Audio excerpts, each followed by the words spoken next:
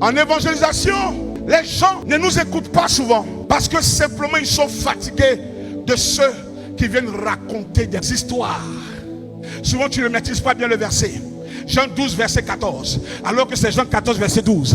Tu te trompes dans des choses que tu ne maîtrises pas.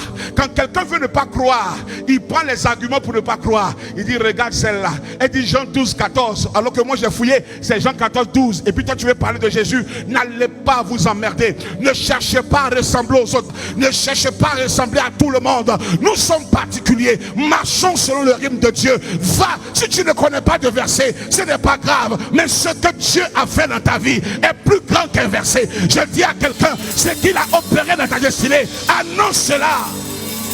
Annonce cela. Toi, il a fait quelque chose dans ta vie. Raconte. Va et raconte. La Bible est le rassemblement de ce que Dieu a opéré dans la vie des gens. C'est pourquoi dans la Bible il y a un livre qui n'a pas de fin. C'est le livre des Actes des Apôtres. Il n'a pas de conclusion. Ce livre n'est pas conclu. Ce livre est ouvert. Tous les livres ont une conclusion, sauf le livre des Actes des Apôtres. Entend par acte, action des apôtres. Donc Dieu n'a pas fermé le livre d'Actes parce que toi et moi nous sommes des apôtres. Nous devons poser aussi des actions. Après nous d'autres vont poser des actions. Donc le livre des Actes des Apôtres ne pourra jamais s'achever parce que chacun de nous va poser une action dans ce livre. Qu'est-ce que tu as fait pour Jésus? Est-ce que tu sais que le témoignage est tout ce qu'il te demande dans ton travail, parmi tes amis? Tu bloques un instant et puis tu leur racontes avec tes mots pour leur dire de là où il t'a tiré.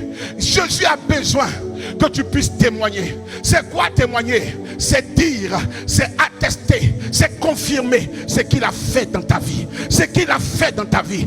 Où il t'a pris, où il t'a sorti. Regarde moi-même ton père, quel que soit le niveau où Dieu me dépose, je ne me rappelle jamais seulement que des bons moments. Je me rappelle aussi des mauvais moments. Je parle de là où Dieu m'a tiré, de ce petit enfant qui avait des voitures. Je n'ai pas honte de le dire. Chacun de nous a un passé. Qu'est-ce qui glorifie Dieu? C'est lorsque tu racontes ce qu'il a fait pour toi, de là où il t'a pris, de là où il t'a tiré. Hier on se moquait de toi, mais aujourd'hui tu vis encore. On ne croyait plus que tu allais vivre, mais tu vis encore. On t'a abandonné, mais il t'a soutenu. Parle et raconte.